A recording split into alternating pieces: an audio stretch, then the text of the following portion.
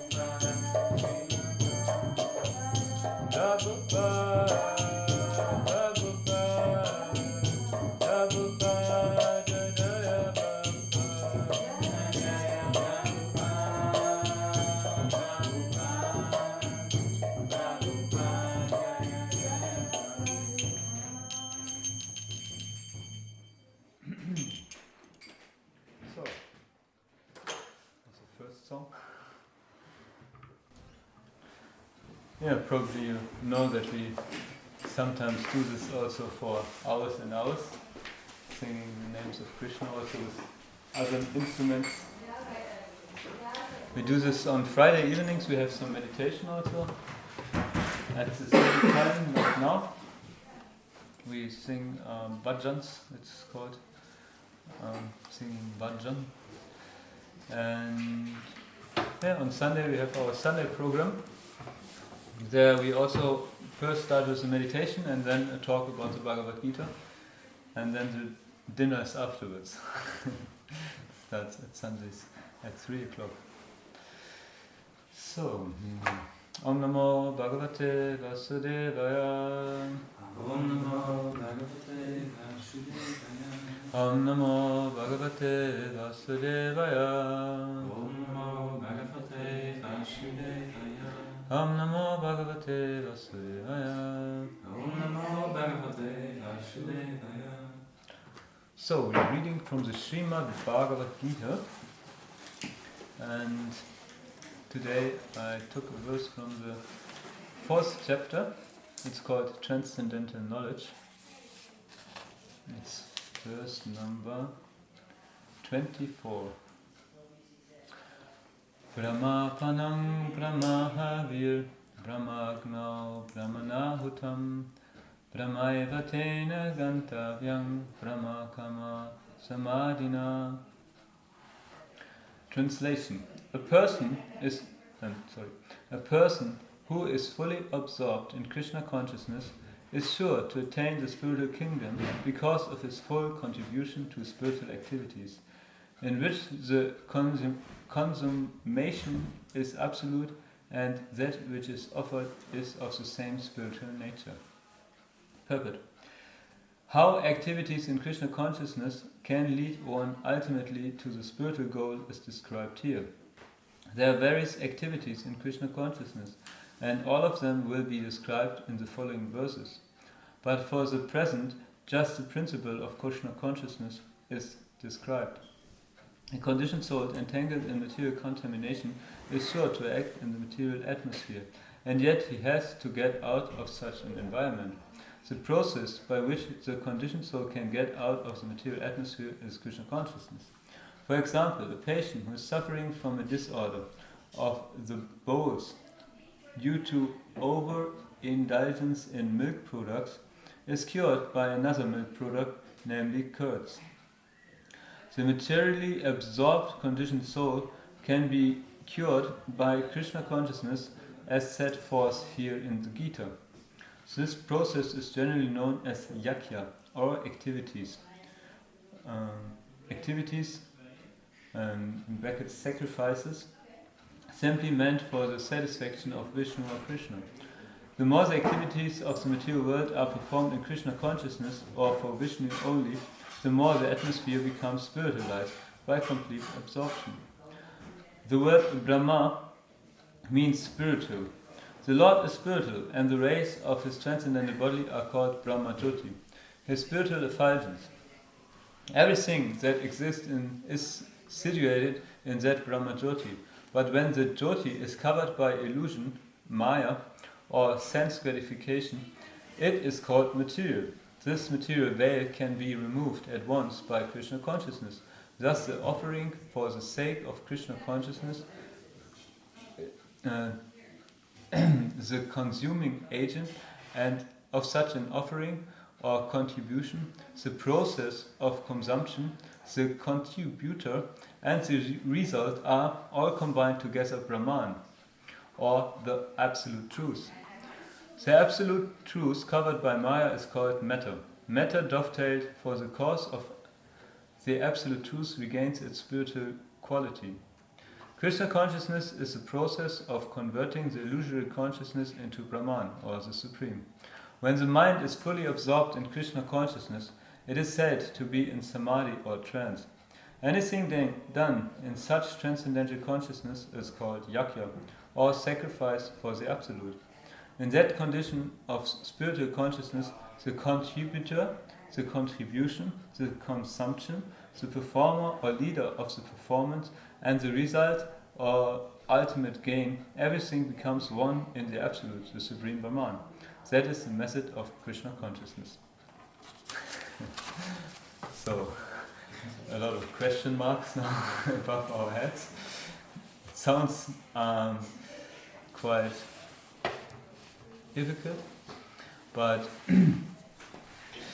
and I have to admit, when I read this verse first time, I was also kind of confused, and also the purport. But yeah, there's explanations, and if you know the source where to find the explanation, then it makes all more sense. So I just say some more prayers, and then I start the lecture. Namo Gyanti Mirandasya Kinajala Shalakaya Chakshu Militam Nina Tasmai Shri Gove Namaha Shri Chaitanya Manu Bistam Stapitam Yena Bhutale Svayam Rupa Kadamayam Dadati Svapadantikam Jai Shri Krishna Chaitanya Brahmanityananda Shri Advaita Gadadhara Shriva Sari Gaura Bhakta Vrinda Hare Krishna Krishna Krishna Hare Hare Hare Ram Ram Ram Hare Hare. Once more the verse. A person who is fully absorbed in Krishna consciousness is sure to attain the spiritual kingdom because of his full contribution to spiritual activities, in which the consumption is absolute and that which is offered is of the same spiritual nature.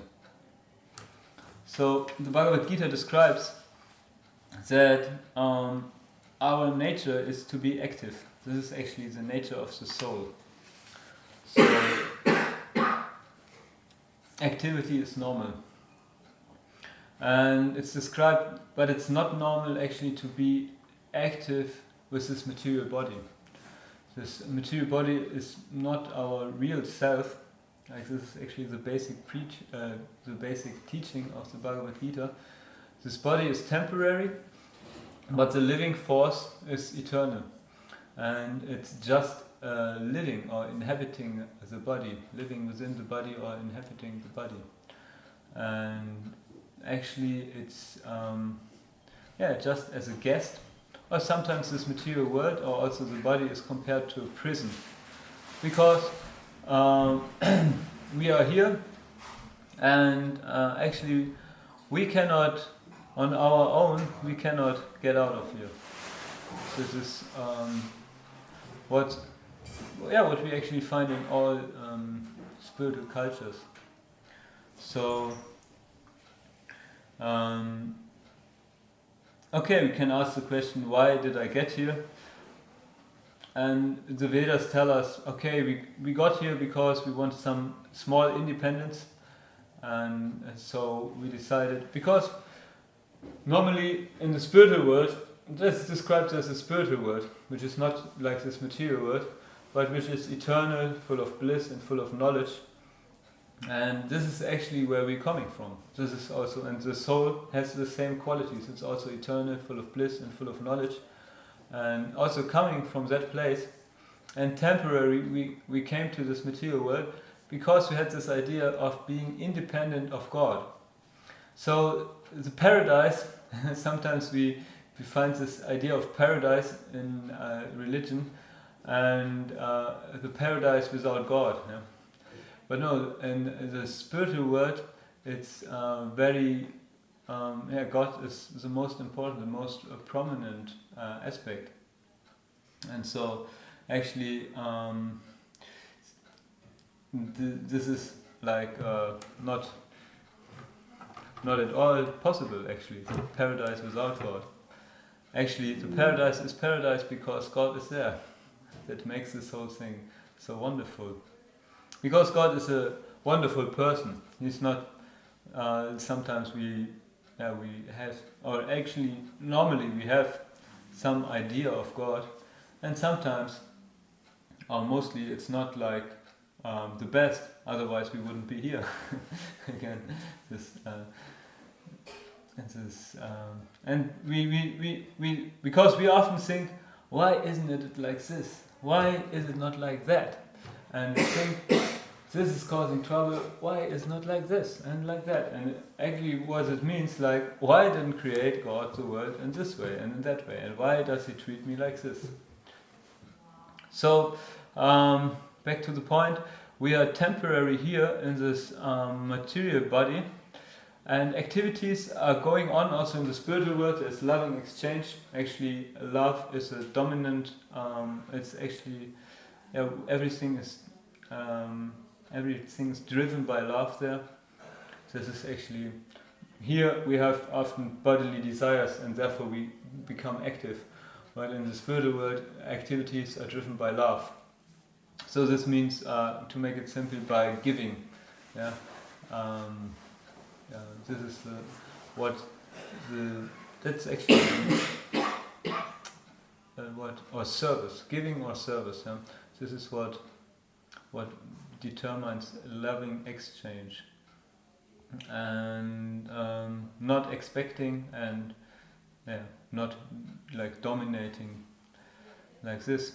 So now, if we are in this material world, we perform all kinds of activities. And the Vedas described if these activities are bound to this body or are meant for the pleasure of this body, then they are actually binding us also to this material world. And therefore, in this verse, it's also explained about sacrifice, to make some sacrifice. So sacrifice means to do some activity which is actually making us free from this entanglement. There's one verse in the 3rd chapter which goes Yatat kamano nyatra loko yang kama bandhana tat atam kama kaunteya mukta sangha samachara. And it says, work done as a sacrifice for Vishnu has to be performed. Otherwise, work causes bondage in this material world. Therefore, O son of Kunti, perform your prescribed duties for his satisfaction, and in that way you will always remain free from bondage. So as I explained, in the spiritual world, everything is going on actually to please Krishna. And sacrifice is meant also to please Krishna. Vishnu is just another name for Krishna. It's Krishna in a costume, you can say, yeah, taking a different role actually. Yeah? So in the spiritual world, everything is for the pleasure of Krishna. And so if we want to become free of the entanglements of this material world, we should also start to act for the pleasure of Krishna. So in the beginning, because it's explained actually, and we also feel this great attachment to some material habits and some material activities, and it's explained we are like millions of lifetimes we are taking birth in this world, and therefore we have this strong attachment actually to so many activities in this world, and so it sounds quite drastic. But yeah, the wonderful thing is actually this process of bhakti yoga which we perform. And bhakti yoga means like devotional service, and this is actually the prescribed process in the Bhagavad-gita, because there are different yoga processes. Yoga means actually to reconnect, or you can say self-realization, to find out to reconnect with the self. And so yoga is actually not meant for just some exercise to be fit and look beautiful, but yoga is meant for self-realization, for reconnect with the self. And there are different yoga processes described, and one for example is the karma yoga process and the jnana yoga process, and then there's also the bhakti yoga process. And this Bhagavad-gita states that the bhakti yoga process is actually it's the goal of all yoga processes. Ultimately, if somebody follows another yoga process like karma yoga, jnana yoga, he will also come to the bhakti yoga process. So to this devotional service, which again means being active for the pleasure of God. And yeah, that's actually a wonderful concept, because of course we all are active, and sometimes, I ask myself a lot, how can I act to for the good, yeah, for in a righteous way, yeah. And of course, there are all kinds of movements like altruism, socialism, humanitarianism, and things like that. And of course, they have all a good and pure endeavor. But ultimately, it's said like if we don't start to inquire about our connection to God, then we may be very fair to all other human beings, or in a social environment we may act very righteous. Yeah? But if we mistreat God, it's actually not very fair. Yeah? If you imagine there's God and He's providing everything we need for living, and He's actually waiting for us to turn to Him, and we don't care at all. So this is actually not very righteous. And therefore, this in the scriptures described, we shall start to perform some sacrifice for God. And one thing, for example, if we do this chanting of Hare Krishna, this is also considered, and it's actually also a yakya. Sacrifice in Sanskrit is yakya, and it's the Nam yakya, which means like the sacrifice of names. And so this is like or like you can also say like an offering to God, yeah, like asking Him to accept our glorification, that we glorify the names of the Lord, and He's pleased by that. Yeah? The Lord, it's interesting that God is pleased when we turn to Him. That alone makes Him very, very much pleased, and then He sees, oh, this soul, he's looking for me, and it doesn't mean that He immediately is present before us. Doesn't mean like that, but He gives guidance to us. And actually, religion is meant to show us how to love God. And that's actually the meaning of religion. And yeah, because we were, today there is this day when Jesus entered heaven. Huh? You know this? Everybody knows? I'm not so much,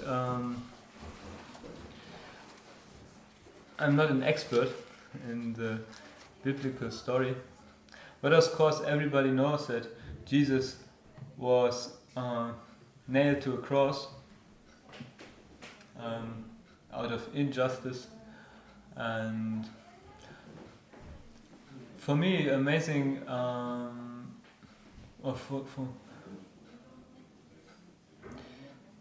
for me an amazing aspect of that is that he was actually, if you imagine the situation that he was nailed to this cross, and there were these people who did it to him, who caused this, were in front of him, and it was a great injustice, and he was actually praying for their benefit. Huh? that's amazing. Yeah? Imagine you are you are mistreated like very badly, and then to pray for those who do this mistreatment to you. You know, I mean, I know sometimes. For example, sometimes I'm standing on the street with these books and approaching people and saying, hello, I'm a monk and we have these books, you would like to have a look. Yeah? And actually it's very difficult, yeah.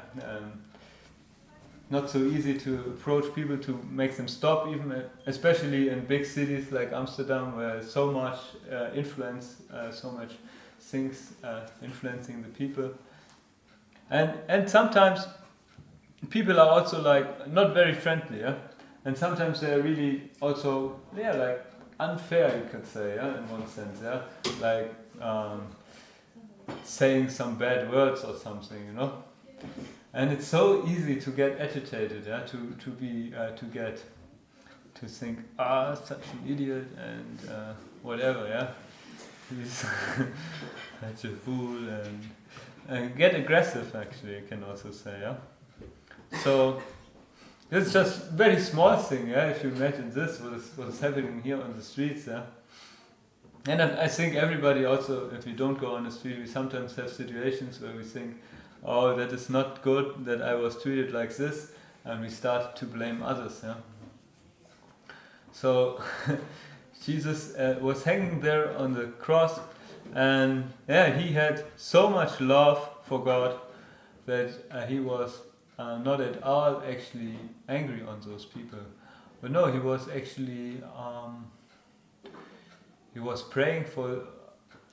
He was understanding that actually I'm not suffering, and actually they are suffering, because I have my connection to God.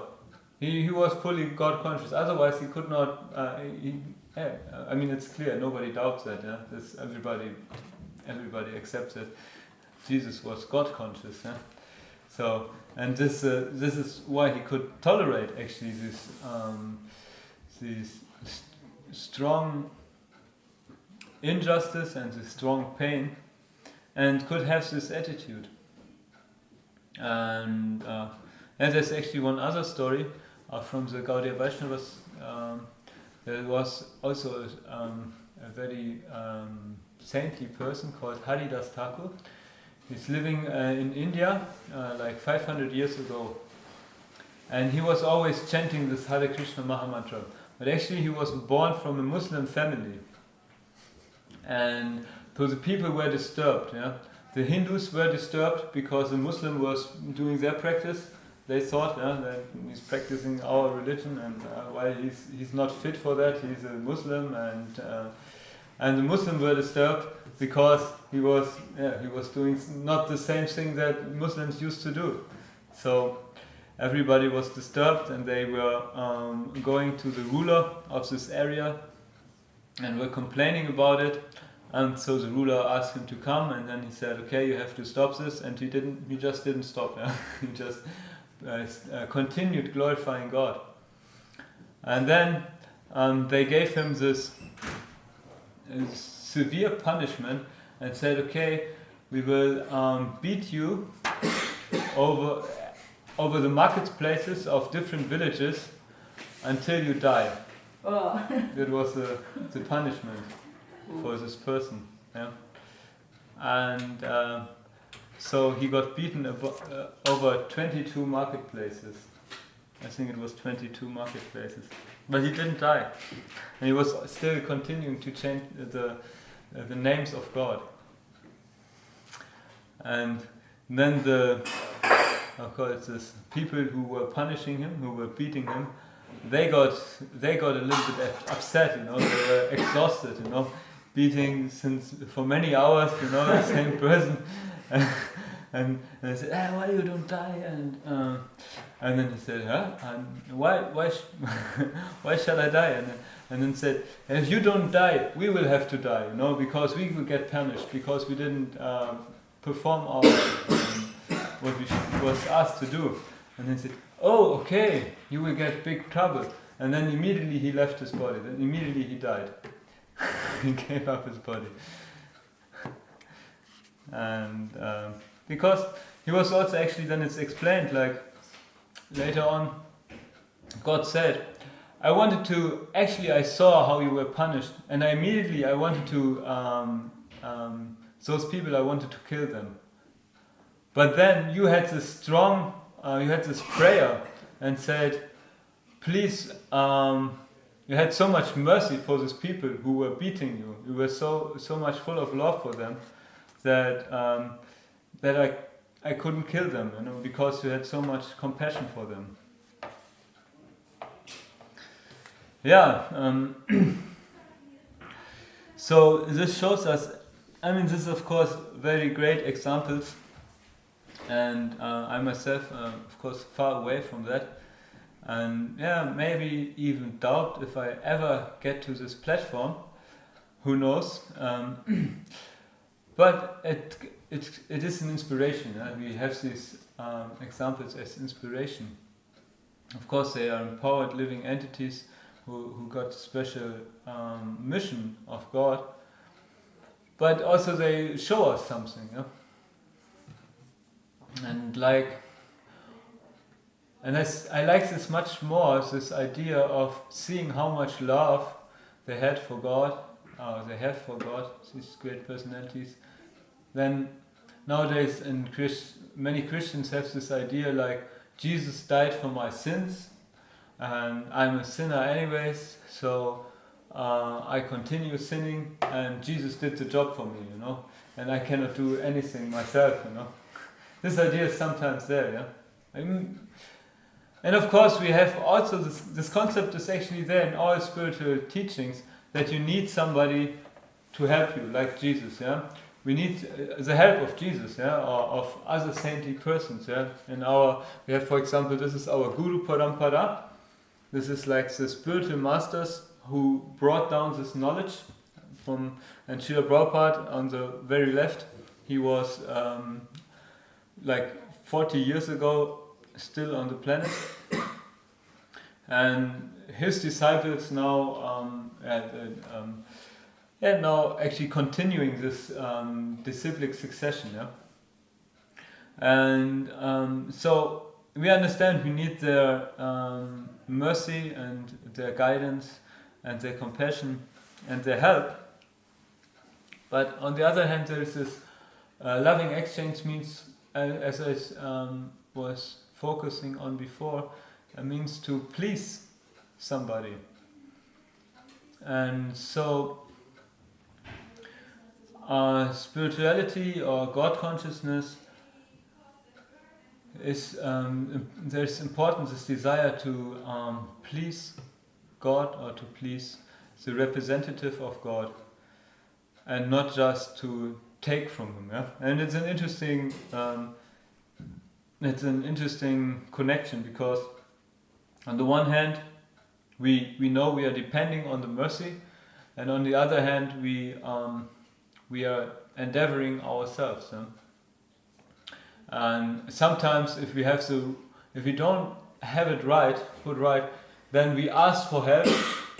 If we actually should help ourselves, if we should endeavor ourselves something, and sometimes we endeavor ourselves and think we can do something and don't ask for help.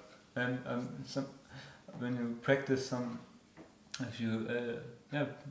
after practicing sometimes with these topics, one can realize that. So this is actually directly the wrong conception. Yeah? If I actually need the help, then I try to do myself and try from my own energy to change something. And sometimes I like material concept means to think or to have this idea, I want to control something. Yeah? And of course, I mean, everybody has this field for controlling something, and this idea of getting happiness out of that, from controlling something, yeah. Like the boss is controlling the company, the government is controlling the country, or the king is controlling the country,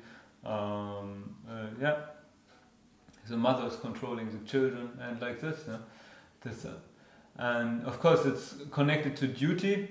But then there's also sometimes some pleasure in it. Yes. So it's explained like we have this desire to control, and this controlling desire means that sometimes, I mean, in spiritual life we understand that actually nothing is under our control, and because our mind sometimes makes plans. If it would be like this, would be nice. So let me try to put my energy for manipulating the material world, that it becomes like this, and then generally it often creates a lot of trouble.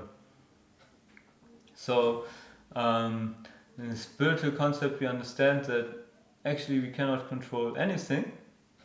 Of course, it doesn't mean that we don't try to be active or like try to also follow our duties.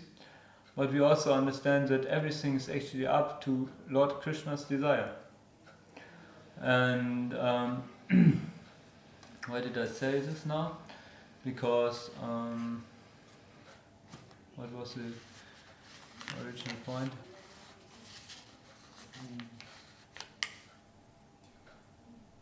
Just I forgot now. It was about that you don't pick what you're... Ah yes, yeah, right, right. And then often we try to control something, which is, or we try to change something, which we actually, or we attach to that, which we actually should, where we should depend on the will of the Lord, and we don't change the things which we could actually change, you know. And mostly it's the things we can change is actually our activities, our sacrifices for the Lord. For example, if we accept this process, we can just start chanting Hare Krishna. And we can make a sacrifice saying, I will do this every day for 10 minutes or something, you know, as for the pleasure of the Lord. And this is something we can change very easily. Yeah? Other things are very difficult for us to change. For example, we like to find a new building because we have to move out here in 1.5 years. And we like to find a new building.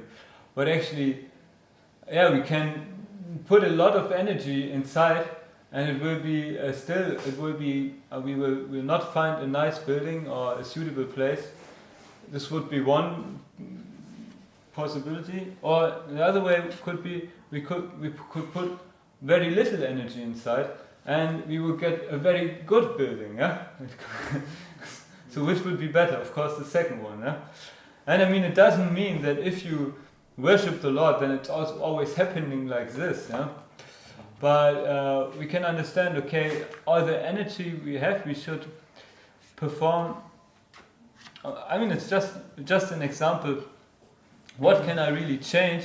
Okay, I can do some work for this to find a nice building. Of course, it doesn't mean like I'm sitting just in back and waiting until God rings at the door and says, "Okay, I found a building for you." Not like this.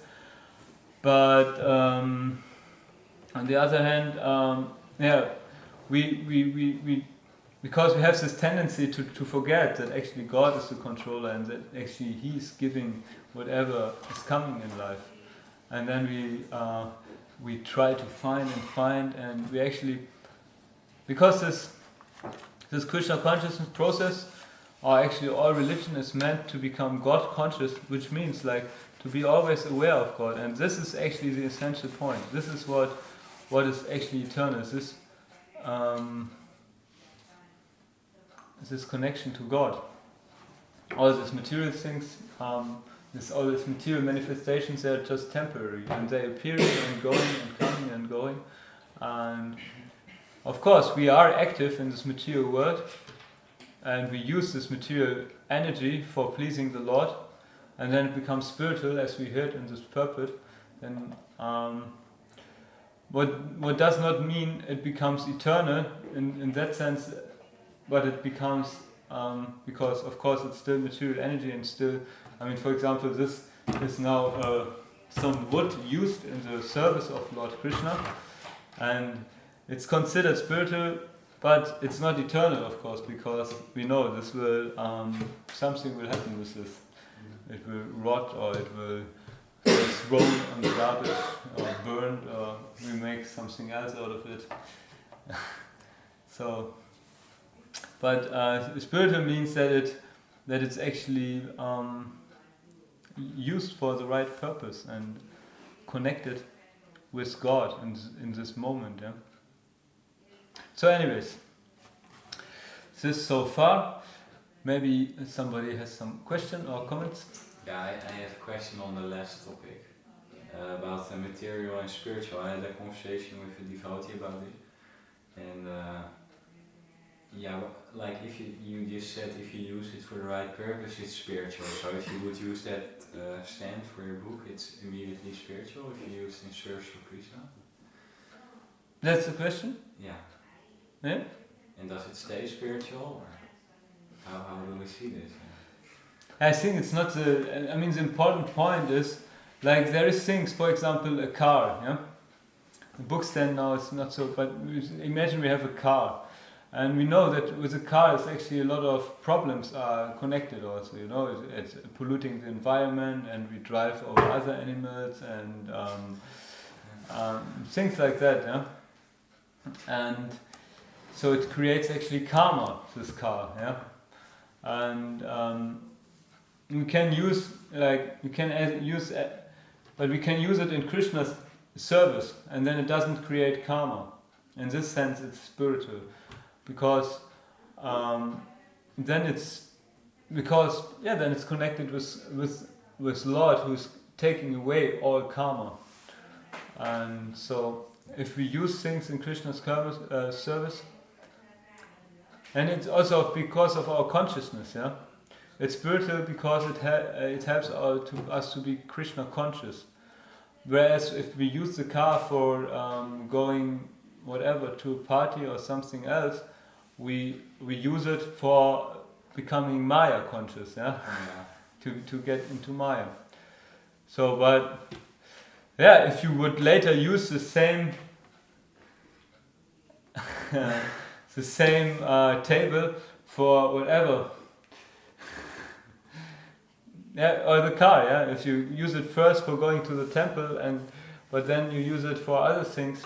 I mean, of course you can use other things, like we do our karma yoga. That means we do some work and offer some results to Krishna, yeah. And so we can do some other things, but yeah, we can also use it, not in Krishna's service or totally for degrading the consciousness, yeah.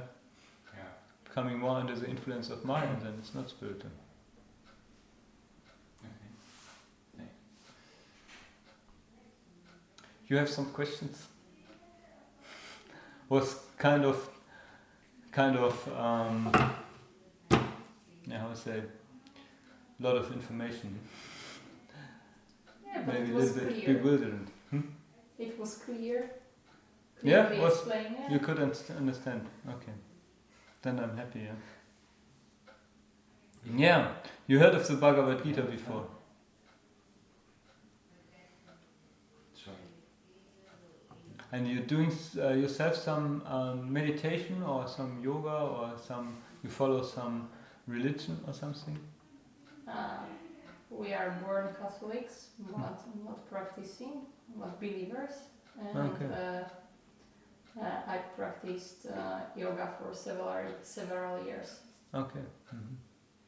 But you stopped now, or Yeah. no time. Laziness. Laziness. Okay. Yeah, I know this. I heard of it. No, I also have. Yeah. Yeah. Okay.